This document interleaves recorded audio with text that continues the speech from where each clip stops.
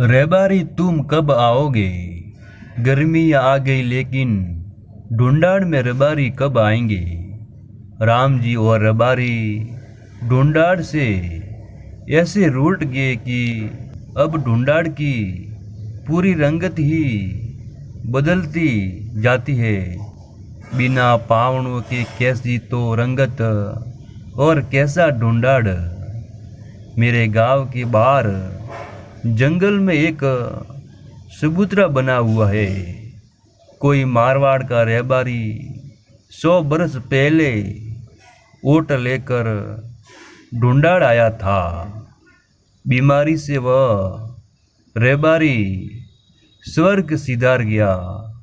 जिस जगह रहबारी ने प्राण त्यागे वह गांव वालों ने एक चबूतरा बना दिया और अब तो वह रबारी एक लोक देवता की तरह घर घर में पूजा जाता है।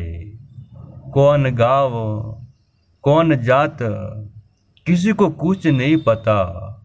बुजुर्ग लोगों से पूछो तो बस इतना बताते हैं कि मारवाड़ का एक रहबारी था, ओट सराहने आया था, बीमारी से मर गया, लेकिन बाद में परसे देने लगा।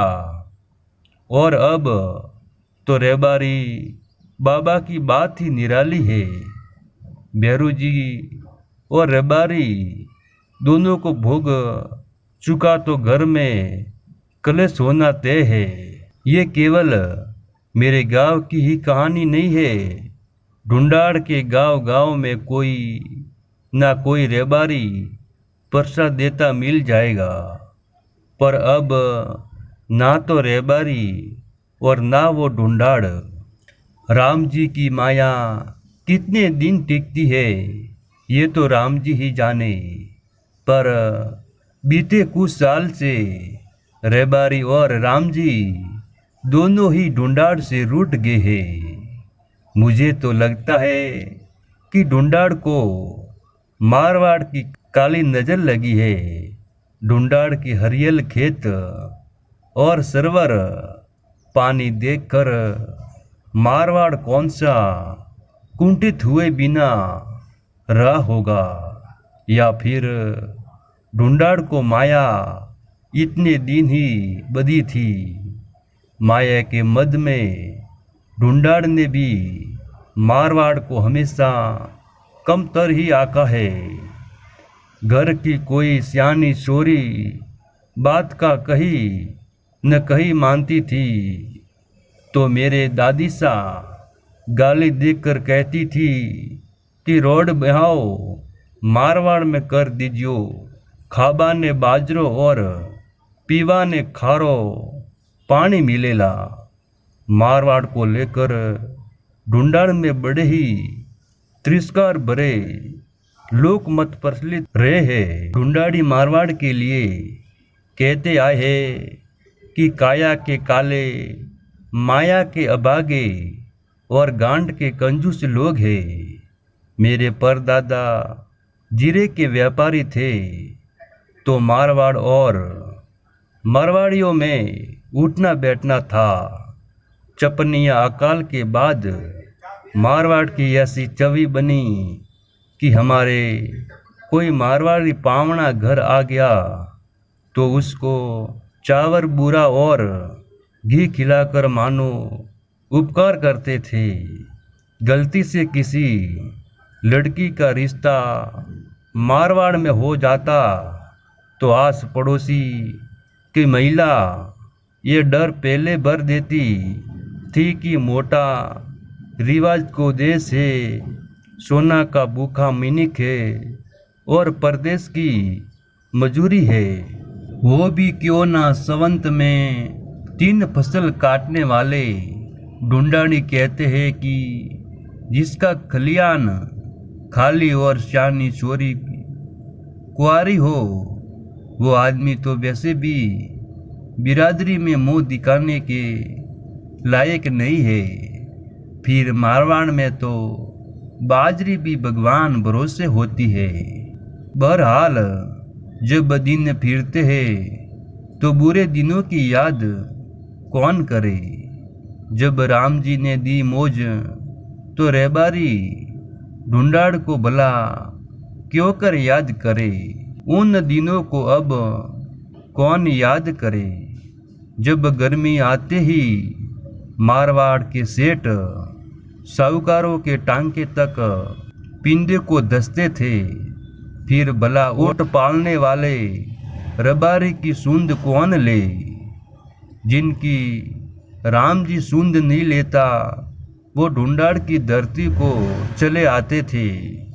इधर ढूंढाड़ी अपने खेत खाली करते थे और उधर से रबारी ऊँटों को लेकर प्रस्थान करते थे। चरने को चारा, पीने को पानी, सुस्ताने साया की ढूंढाड़ ने रबारियों को कभी कमी नहीं आने दी। मुझे ठीक से याद है गर्मियों में हमारी खेड़ को सब बच्चे मिलकर सुबह उठते ही पूरी भरते थे। पहले उसमें खुद नहाते और फिर रबारियों के ऊँटों को पानी पीने छोड़ देते। जिस दिन किसी रबारी का डेरा हमारी खेड़ खाली नहीं करता तो आसपास रबारी का डेरा देखकर उसे कहते कि हमारी खेड़ पूरी भरी है, ऊँटों को पानी पिला दो ताकि कल सुबह उसे फिर से भर दे और हमारे नहाने का जुगाड़ हो जाए। असल में ये तो रबारी सदियों के सांस्कृतिक दूत थे जो ऊँट चराने के बहाने मारवाड़ की संस्कृति को ढूंढाड़ लेकर आते तो ढूंढाड़ को लाद कर मारवाड़ पहुँचाते। मारवाड़ में ऊँट बाबूजी लाए तो ढूंढाड़ में रबारी, ढूंढाड़ के ऊँट पालक बड़ी बेसब्री से इनका इंतजार करते कि रबारी आए तो 2-4 ऊँट खरीद ले। या फिर ऊँट पालने की तरकीब भी ये रबारी ही सिखा कर जाते थे। ऊँट को किस बीमारी में कौन सी औषधि काम करती है ये रबारी से ज़्यादा कौन जानता है। यह आकर ये रबारी खूब गपशप करते, नमक मिर्ची लगाकर मारवाड़ के किस्से सुनाते। हमारे मोहल्ले में बैठकर मारवाड़ के ठाकुरों की बात बताते तो मन राजी होता। जिस खेत में इनका डेरा होता वह रात को गांव के सब सिलमबाज मिलते थे इस लालच में कि रबारियों की तंबाकू औषधि जैसा काम करती है।